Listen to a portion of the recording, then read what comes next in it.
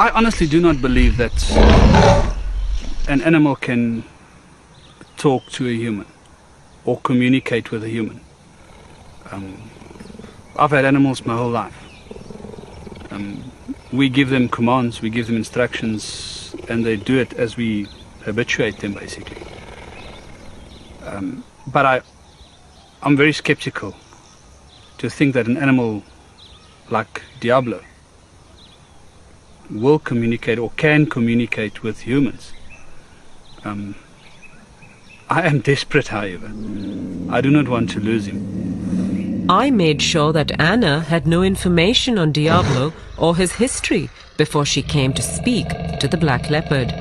I was nervous to see what would happen, as this animal never let anyone near his night shelter without a lot of snarling and growling.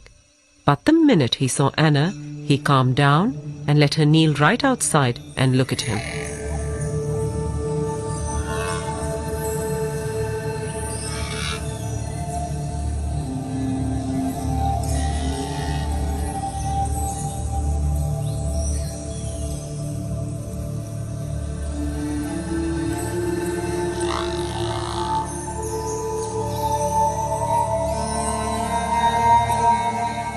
This beautiful black leopard that you've asked us to communicate with is very overawed by his new surroundings, having come from a very cramped and stressful place for him.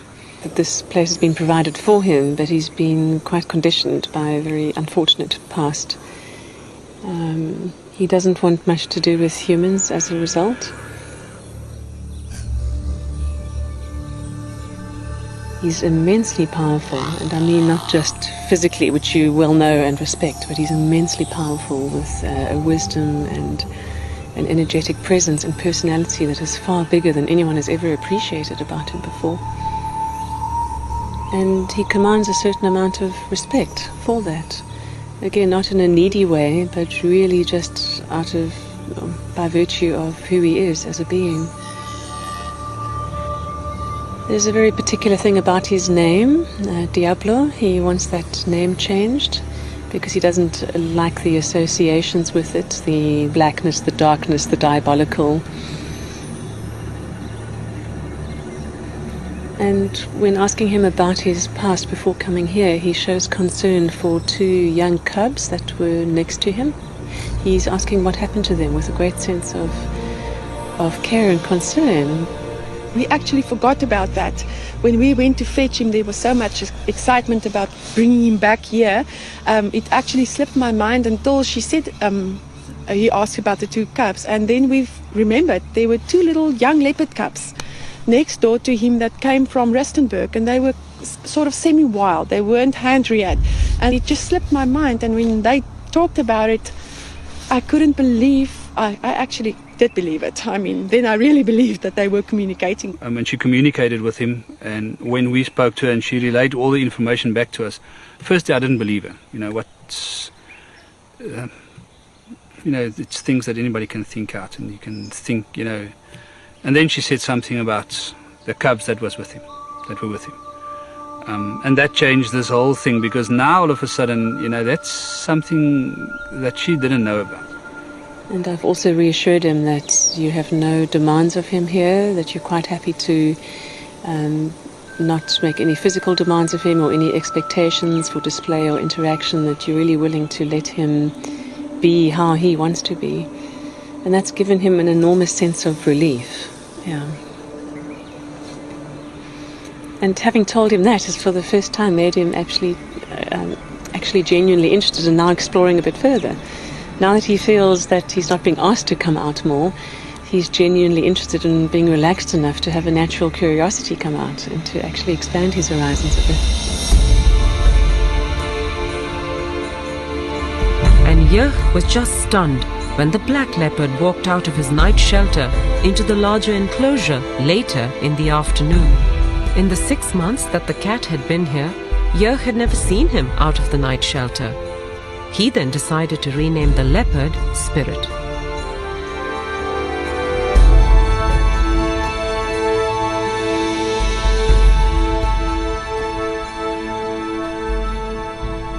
we told him that same afternoon that we're not going to call him Diablo anymore. And we understand and we agree with that the diabolical side of it. That's not what he is to us. And we'd like to change his name to Spirit. As I walked to him, I thought, listen, he asked about the 2 young leopards. And I thought, well, I'm here now. There's nobody else here. I'm not going to look like a fool if he ignores me. I'll tell him what happened to those leopards. And as I called him and I said, Spirit, and he was looking at me, he was lying like that. I said, with regard to the 2 little leopards, I just want to assure you and I want to tell you that they're safe. And I couldn't help it. I just said to him, wow, you're beautiful. Beautiful. Oh, that's mooi. That's mooi. And he gave me that, oh. And I thought, what's happening here?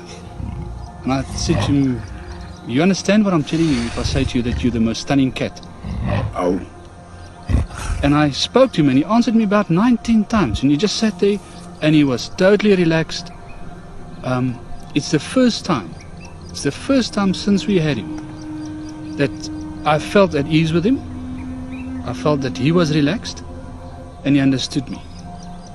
It was, to say that I don't know what it feels like for him. For me, it was the most amazing moment. Later that afternoon, Anna came back to check up on Spirit and to see how he was doing. I'm asking him now about how he experienced the communication from Jochen through the fence. And he said it's the first time that someone has directly expressed to him verbally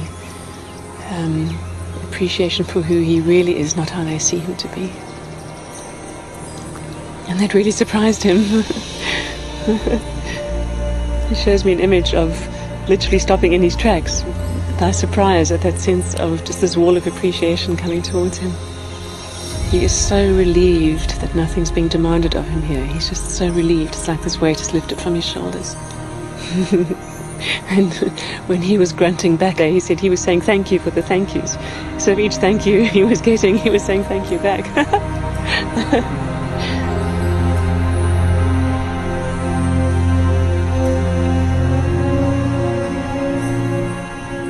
Is there anything you'd like to say about that feedback? I think we'll talk about this a bit later. I can't believe this. So we'll talk about this later. It's unbelievable. I'm overwhelmed.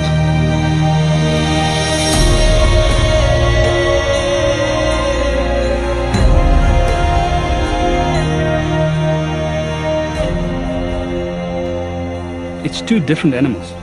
It's 2 totally different personalities. We had a snarling cat, angry at everything, upset about being here, hating humans, hating us for having him here, ready to kill in an instant. To this relaxed black leopard that's lying on top of his log in his shelter is this attitude of you recognize me for who I am now. And it's amazing to talk to him and get the talking and get him to talk back to us. Yach and Karen attended Anna's workshop on animal communication and now use it regularly with all their animals.